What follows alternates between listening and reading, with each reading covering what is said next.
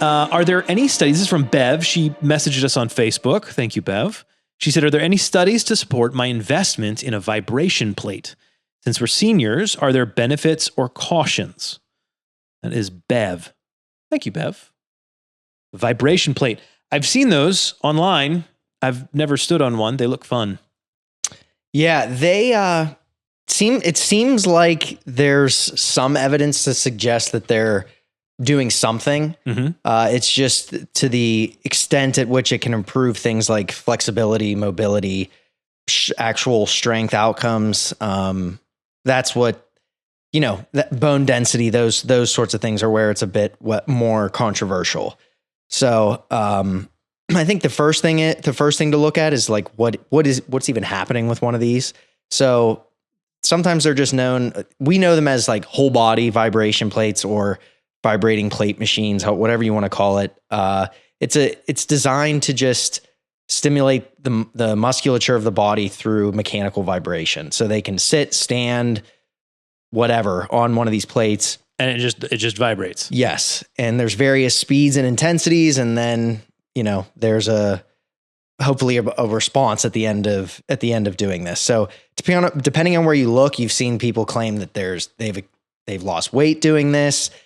It's improved their lymphatic circulation, etc. All those sorts of things. This is one of those topics where you can really get lost in the weeds. So I would just like to maybe for now keep it in the realm of, will this help somebody, let's say, meet the physical activity guidelines? So and she's a senior. Right. So again, the effectiveness of this, it just depends again on what you're sort of looking for. So you can really crank these up to some different higher frequencies and such. If it's below 20 hertz, this is more like rehabilitative in nature.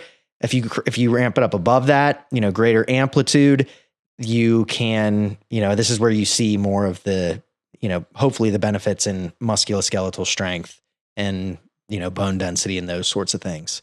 I just don't know. How long have these existed? I've never heard of this before. I never have either. They've been around for a while. Yeah. They've always just struck me as, you remember the vibrating belt things that from the 50s that were all the rage for a minute and they were supposed to vibrate your fat off. Do you know what I'm talking about? I know what you're talking about. Yeah. So, if we think about what's happening with one of these, I think one of the biggest benefits for somebody, maybe the elderly population too, is just balance and stability. Theoretically, that, this population's at greater risk of falls and having issues that stem from these falls. Sure. So if you're standing on an unstable surface, you can make the argument that this might make somebody better equipped to handle stuff that pops up in life.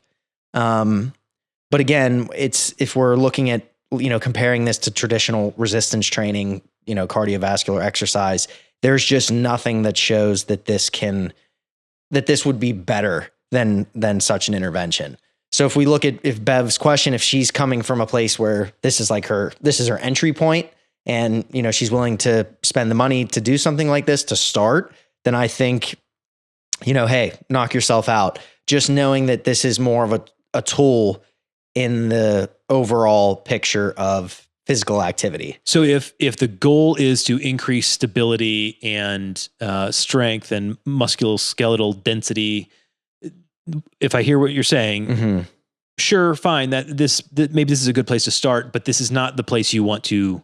This is not going to do everything you need it to do.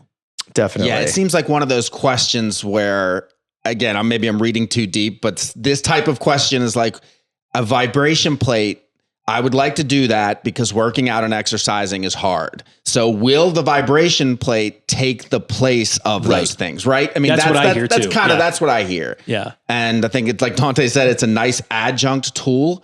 And I think potentially, looking at somebody who's not moving, I think of even relative I have, et cetera, they're not moving at all, basically. Yep. That maybe starting here is not a bad thing.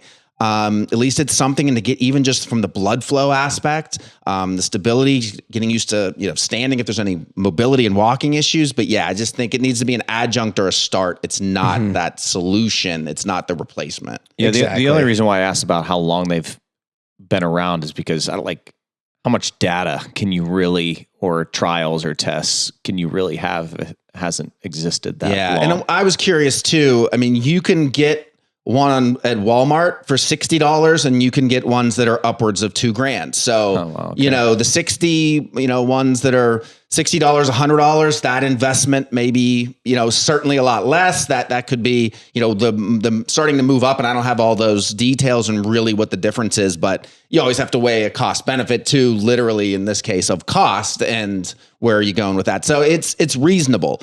I would say that, if you look these up and they all started at 1,800, maybe it's a much lower adjunct tool, maybe recommendation, but you can at least maybe get started with one at a pretty decent number.